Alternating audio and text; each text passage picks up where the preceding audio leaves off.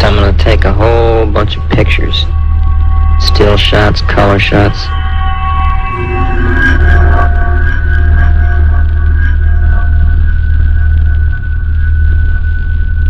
You're nothing but a piece of I'm going to smoke a cigar and push the cigar in the middle of your back and put it out so you can feel the pain.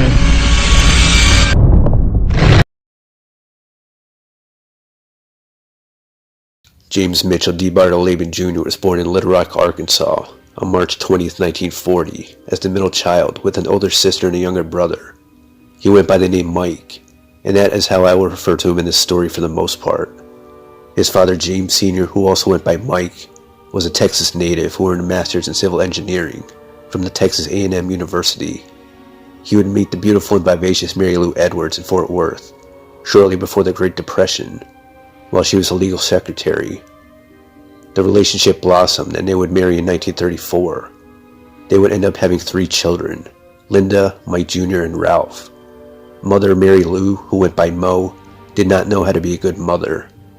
She didn't have a stable home life growing up, and she wasn't shown much love, and in turn she wouldn't know how to show it to her children. She would neglect her house duties and wouldn't give her children the attention they deserved. She seemed to rather be wanting to work at the office and be at home with her kids. Linda says they had a live-in maid until she was 5 years old. Despite Mike Sr.'s degree, he would end up joining the armed forces in the Army. After Pearl Harbor in 1941, he would be appointed second lieutenant, stationed in Washington, D.C. The marriage had gradually gone downhill by this point. There was infidelity on both sides. Mo would spend a lot of time at bars getting drunk, trying to pick up men, and many times she would bring the kids along with her. When Father Mike was home, he ruled the house with an iron fist. He himself had a strict upbringing, and he would raise his kids accordingly. But with a healthy, strict upbringing, the kids would be praised or rewarded for doing good. This was not the case here, however. Mike would only ever point out how bad the kids were, and Mike Jr. would get the worst because he was the most defiant. Many times he would be beat with a switch, and sometimes he would be held under cold water as a punishment. The family would move around quite a bit when Mike Sr. would be stationed somewhere else as he went up the ranks. They would move to Austin, Texas in 1945, and then to Frankfurt, Germany in 1949 as he was a battalion commander. When he became a lieutenant colonel, they had to move again, this time to The Hague in the Netherlands. When Dad was serving, the kids would be neglected. Sister Linda would typically play the role of both parents. Mother Mo was always out at the bar. Mike would spend a lot of time in his room. He actually preferred to be alone, and he would record his thoughts and draw pictures. As a teen, he really started to resent his mother. Both parents were physically abusive, but Mike's animosity went towards Mo. He would start to see all women in the image of his mother, and this is where his hate of women would stem from. By the age of 16, he started getting into big trouble, including physical altercations with Mo. They were living in Albany, New York at this time, and Father Mike was retired from the armed forces. Mike Jr. would assault Mo, and even came at her with a letter opener one time, and a hatchet another time. Both parents would claim that they were fearful of their lives for Mike. Mike's first arrest came about after him and a friend purchased a handful of guns. They went for a ride and started shooting them recklessly. He was charged for carrying a concealed weapon. The next arrest would be for reckless driving, when he may or may not intentionally have tried to run over a police officer with his vehicle. It was around this time that he was expelled from school. As part of a plea deal, he would plead guilty to reckless driving, and the gun charge would be dropped. But he would also have to join the Air Force, which he did. He went to do his training in Texas, at Lackland Air Force Base. This was short-lived, however, and he would be dishonorably discharged. He would move back in with his parents, who were now in Austin, Texas. Brother Ralph would also follow in the male's footsteps and join the Army, but his military career would not last long either. On August 13, 1961, Ralph would drive to a church parking lot when he was on leave. He would suffocate from carbon monoxide poisoning. He had taken his own life. Mike would attribute this to his less than kosher upbringing, and that he didn't know how to cope with the real world. He says that his brother was depressed, and the rejection of a girl only added to it.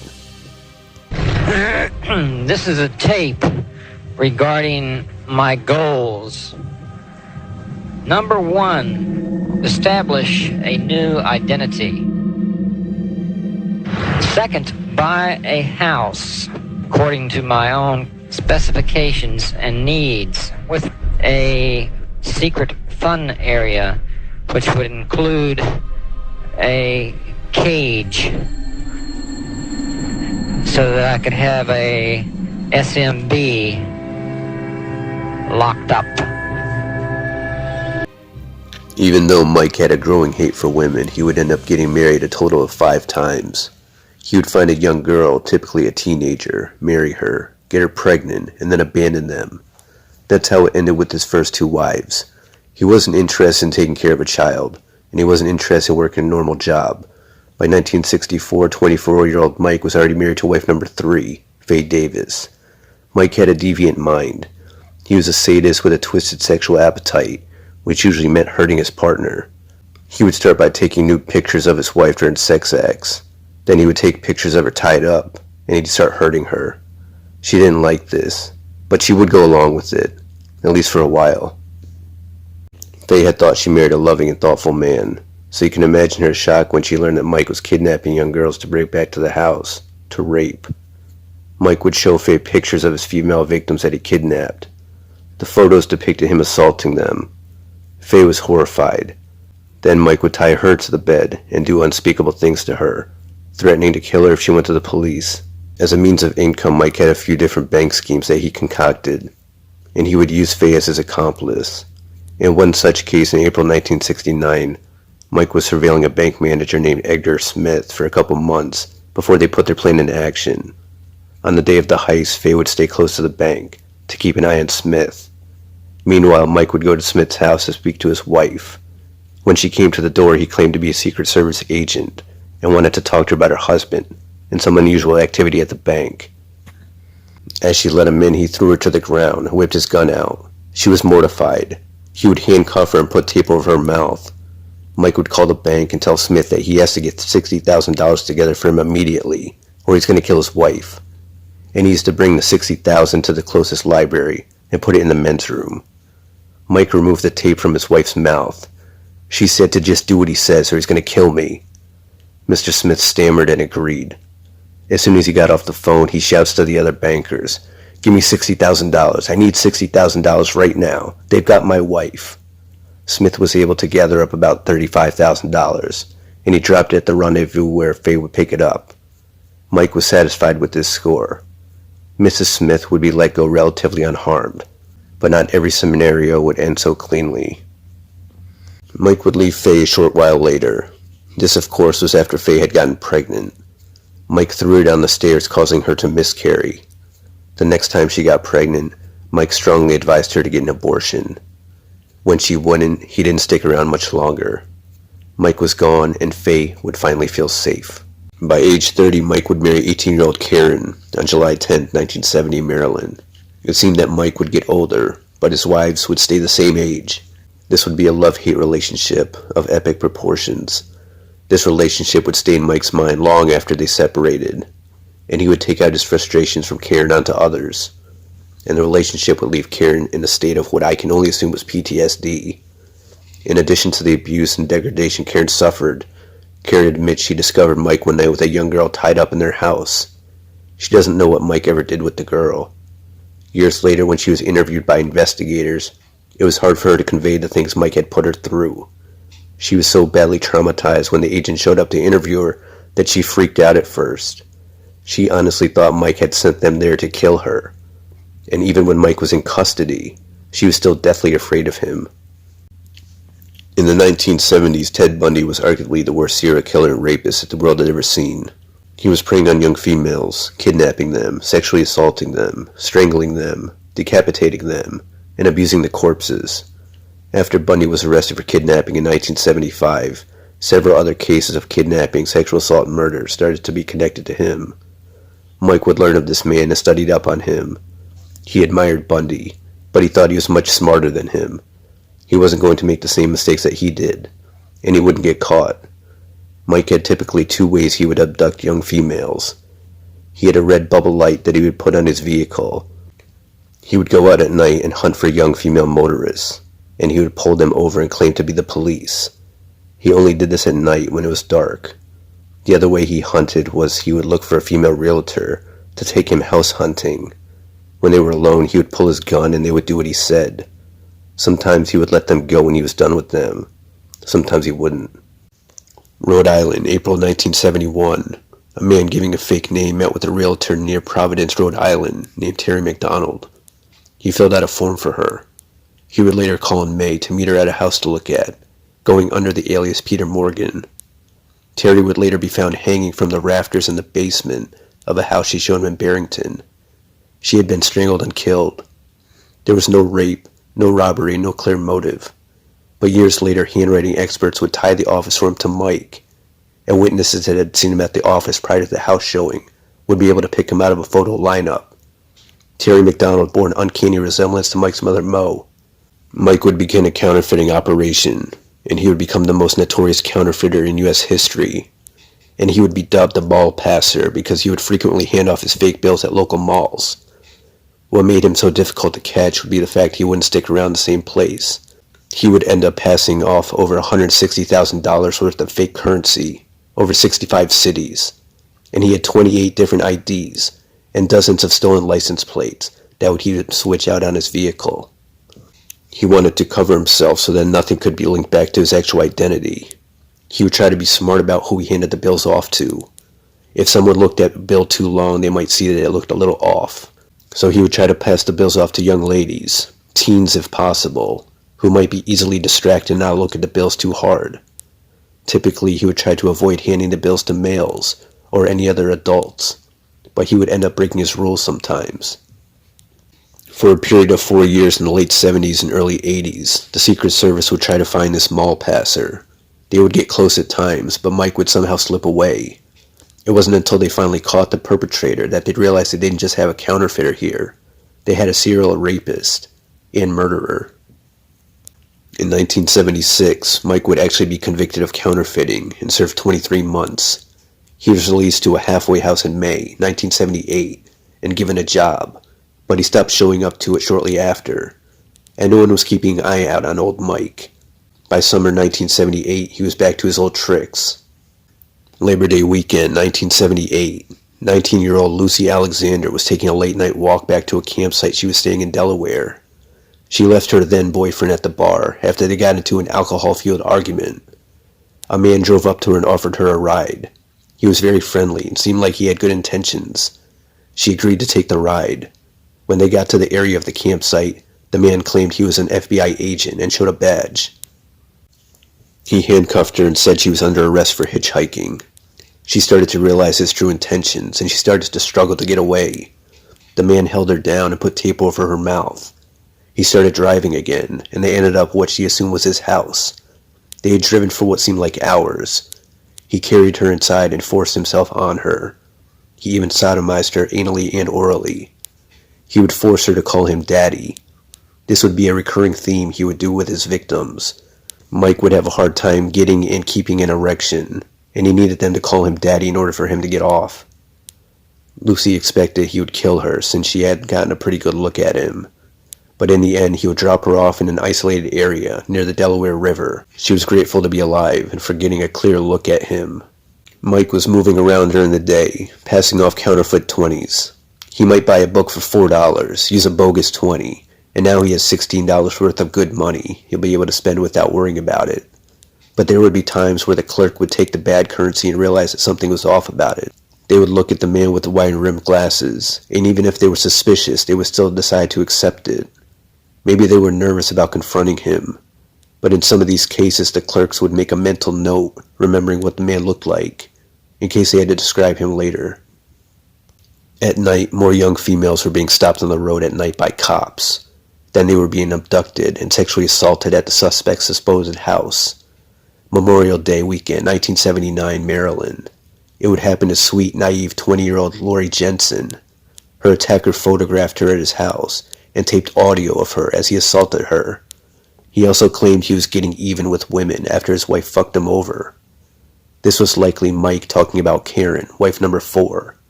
He would drop her off a few blocks from her house. He told her he would release the naked photos of her if she turned him in. These women were being let go after being assaulted, but some women ended up dead after going missing. On April 27, 1982, Shreveport, Louisiana, a realtor named Jean Mcfaul was in an office meeting, and she kept on getting interrupted. Her receptionist kept coming in to tell her that a Dr. Zach keeps calling and asking for her directly. Jean finally took the call. The man was getting eager for her to show him a house. She agreed to do it, but unfortunately it would be the last day anyone would see her alive. Mcfaul's kids were worried when their mom never came home that night. They notified police, but they refused to act, thinking the mother was out partying or maybe got friendly with her client. The next day, neighbor and homicide detective Brian Payne and Jean's boss Norman Hood undertook their own investigation. They visited a few houses that Jean may have took him to. In one of them, they found pieces of insulation in the living room. A couple minutes later, they made a gruesome discovery in the attic. It was Jean Mcfaul's lifeless body. The cause of death was strangulation and knife wounds. The suspected killer had met Jean at her office the day before, and he was seen by a few witnesses. They would pick the man out of a lineup years later, and the man they fingered was Mike Debardeleben. Secret Service was paying close attention to the mall passer. In addition to protecting the president, a big reason the Secret Service was created way back in the 1860s was because counterfeiting had become such a growing problem. Not to get off track, but if you want to see a good movie about the Secret Service, go see the Clint Eastwood film In the Line of Fire. It's great, and they actually go after counterfeiters in the opening scene. But anyway, back on track. Agents Dennis Foos and Greg Mertz were becoming borderline obsessed with this guy. It had been going on for a couple years now, and the guy just seemed too good. They actually thought it could have been someone that had worked for the agency, and they could tell by the identifying features on the bills that he had been passing them in dozens of cities over the years. They had been getting better at tracking the perp's movements because he seemed to be traveling in a pattern, but they would always be just one step behind. They felt like they were about to pounce on him any day now. At some malls there was a composite sketch hung up that resembled Mike. In Kingsport, Tennessee, the mall passer tried to pass off a bad 20 at a Walden bookstore. The clerk recognized the man from the sketch hung up. She straight up told the man that the 20 looks like a bad one that they've been warned about. The mall passer said his wife received it in change from a nearby store, but not wanting to draw attention, he paid with 3 good singles. The clerk refused to give him the 20 back. The mall passer hauled ass out of the store, narrowly avoiding capture, as the clerk called police. But after word got to Secret Service, they would be ready for his next mall appearance. The next day, Secret Service agents, local police, and mall security would lay in wait at Westtown Mall in West Knoxville. The mall passer's sketch was handed out to the managers of all the stores in the mall. A customer came into Walden Books and was looking around, and manager Donna Meander couldn't believe who it was. It was the mall passer right in front of her. She was kind of freaking out inside. She was excited to help catch this guy, but didn't know how dangerous he might be.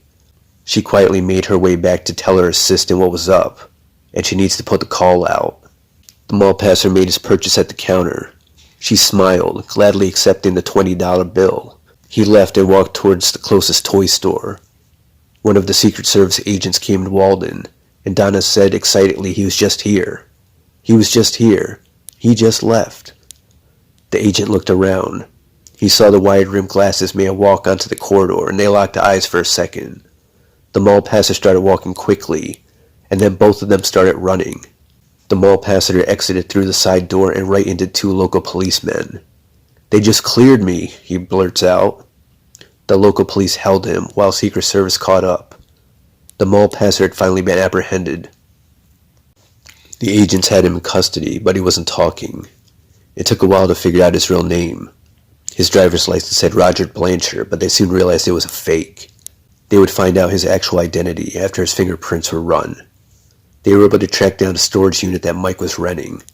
They needed to find the printing equipment, or forger's plant, that made all the bad currency. That was essential to their case. But what they found in the storage unit would lead them down a very different, disturbing path. They did end up finding over $50,000 in fake currency, but they also found hours of audio recordings of him yelling at apparent victims and him torturing people. They found hundreds of photographs of naked young women that appeared to be in distress.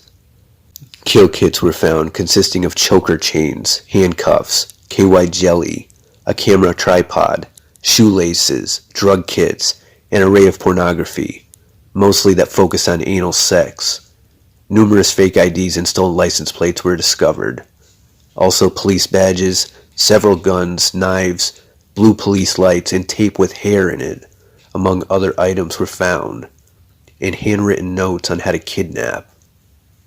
It seemed like they had a lot of evidence of possible kidnapping, rape, and homicides, but they weren't sure on how to put it all together and find potential victims. They wouldn't get much help from the man himself, so they got as much help as they could from his ex-wives. They also worked with the FBI on open kidnapping cases and homicides. There was a total of 144 cardboard boxes of evidence. In the end, Mike was indicted 11 times in 9 states, 2 of which were for murder. He went through 6 trials and was given lengthy sentences on every guilty verdict. Unfortunately, none of the convictions were for murders. The 2 indictments were decided not to be tried. Foos, Mertz, and victims' family members were understandably upset about that, and several agents believed he murdered many other women, but they didn't have enough evidence to prosecute. The sentences compounded had totaled 375 years. Mike served as his own attorney and made a spectacle of the proceedings. He would be allowed to cross-examine his victims and degrade them further. He would bring up painful details of how they were tortured by him. In one bonehead move on cross, he started describing details of his own car, used in the crime, that were not even in the police report. In the end, the women would have the final word. Mike would lose. At sentencing, he would scream about how he was framed, and would call the judge a drunk, as if this were supposed to help his case. A true sadist that enjoys fucking himself.